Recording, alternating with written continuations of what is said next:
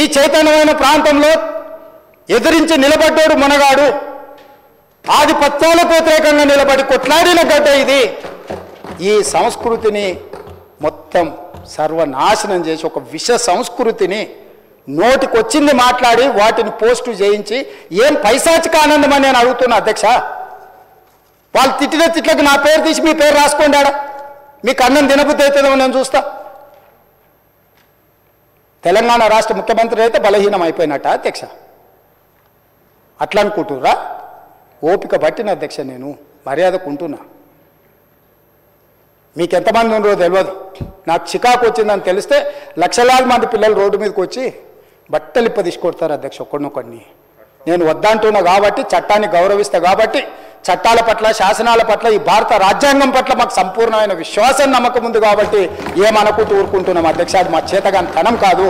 చంద్రశేఖరరావు గారు నీ పిల్లలకు చెప్పు, ఇది మంచిది కాదు, నువ్వు అనుకుంటున్నావేమో ఇట్లా ఏదో చేస్తే మానసికంగా కుంగదీసి దెబ్బతీసి రాజకీయంగా ప్రయోజనం పొందుదామని నువ్వేమైనా కలలుగా అంటే నువ్వు అనుకుంటున్నావేమో. అట్లా కుదరదు చంద్రశేఖరరావు. నేను చెప్పదలుచుకున్నా, హద్దు దాటితే మాట జారితే దాని ఫలితం ఎట్లుంటుందో అనుభవిస్తారని నేను చెప్పదలుచుకున్నా అధ్యక్ష.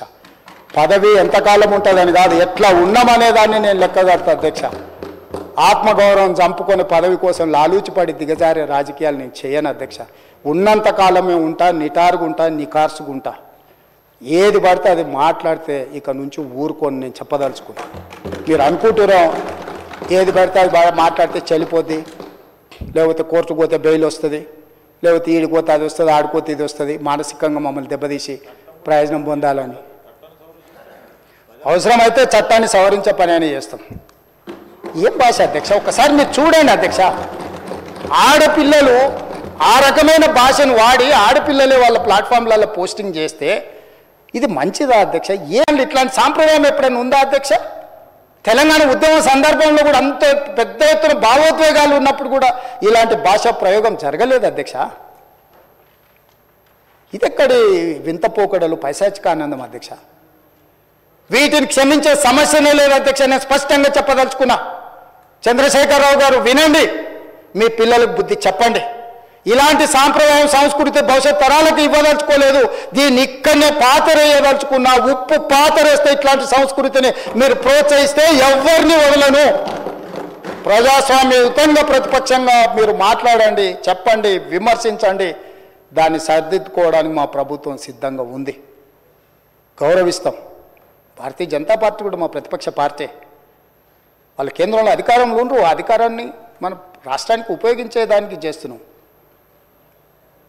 అందుకే అధ్యక్ష, తమరు కూడా అక్కడి నుంచి ఆదేశాలు ఇవ్వండి. దీని మీద చర్చ జరగాలి. మీడియా మిత్రులకు కూడా నేను అడుగుతున్నా, మీ సంఘాలు ఏవైతున్నాయో సంఘాల నాయకులను కూడా అడుగుతున్నా, ఎవరో జర్నలిస్టులు లిస్ట్ ఇవ్వండి. జర్నలిస్ట్ అనే పదానికి డెఫినేషన్ ఏందో ఇవ్వండి, ఆ లిస్ట్ ఇవ్వండి. ఆ లిస్టులో ఉన్నోళ్ళు ఇట్లా తప్పు చేస్తే ఏం శిక్షిస్తారో మీరు నిర్ణయించండి. ఆ లిస్టులో లేనోడు జర్నలిస్ట్ కాడు. జర్నలిస్టు కానోడిని క్రిమినల్ కిందనే చూస్తాము. ఆ క్రిమినల్స్ని ఎట్లా జవాబు చెప్పాలనో గట్లనే చెప్తాం. ముసుగేసుకొని వస్తే ముసుగు ఊడవీకి బట్టలు గుడ్డలు ఊడదీసి కొడతా అని చెప్తున్నా. నేను తమాషా చేయొద్దు. నేను కూడా మనిషిని, నాకు చీమునెత్తురు ఉంది. అన్నిటికీ బరాయించుకుంటే తప్పులని అన్నిటిని మోసుకుంటే ఏదో కుర్చీలు ఉన్నా కాబట్టి ఊరుకుంటా అని ఏమన్నా వేషాలు వేయదలుచుకోరాం. అన్ని చట్టపరంగానే చేస్తా. చట్టాన్ని పరిధిని నేను దాటను. ప్రతిదానికి ఒక శిక్ష, ఒక విధానం ఉంది. ఏది కూడా పరిధి దాటను. ఎందుకంటే నేను ముఖ్యమంత్రిని. చట్ట పరిధిలోనే అన్ని శిక్షలు ఉంటాయి. జర్నలిస్టులకు కూడా నా సూచన, ఎవరు జర్నలిస్ట్ వాళ్ళ గుర్తింపు కార్డు ఏందో మీరు నిర్ణయించండి. అది ఏదో ఏ లైన్ మీరు చెప్తారో చెప్పండి. వాళ్ళని మినహాయిస్తాము, మిగతా వాళ్ళు మాట్లాడేదాన్ని విశ్లేషిస్తాము. వాళ్ళందరి గురించి చర్చ చేద్దాం. అవసరం అనుకుంటే తమరు అనుమతిస్తే నాకు ఒక రోజు దాని మీద చర్చ పెట్టాలని ఉంది సభలో అధ్యక్ష. సభా నాయకుడిగా నా రిక్వెస్ట్ మీకు ఒకటే, ఈ విశృంఖలత్వాన్ని ఆపాలి. ఎక్కడో ఒక దగ్గర దీనికి పరిష్కారం చూపించాలి అధ్యక్ష. పరిష్కారం చూపించకపోతే భవిష్యత్తులో ఈ తెలంగాణ సమాజానికి ఇది ఒక చీడపురుగులాగా ఈ వ్యవస్థను దెబ్బతీసే పరిస్థితి వస్తుంది.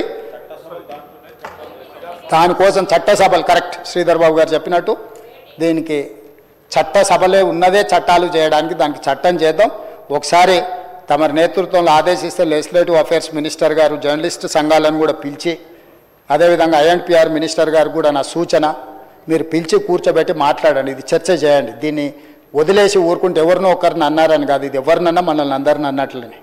నా ఒక్కడి ఆవేదన కాదు, ఇది అందరి ఆవేదన వినే నేను ఈరోజు చెప్పదలుచుకుంటాను. నన్ను ఒక్కరిని ఏదో అన్నారు ఇదని కాదు, ఇది మాత్రం మాత్రం మంచిది కాదు. మీరు చర్చ పెట్టండి, దీని మీద చర్చ జరగాలి. ఒక మంచి సాంప్రదాయానికి తెలంగాణ వేదిక అవ్వాలి. అందరినీ సహకరించమని సభలో ఉన్న సభ్యులందరం కూడా చర్చించుకుందాం. స్వీయ నియంత్రణతో పాటు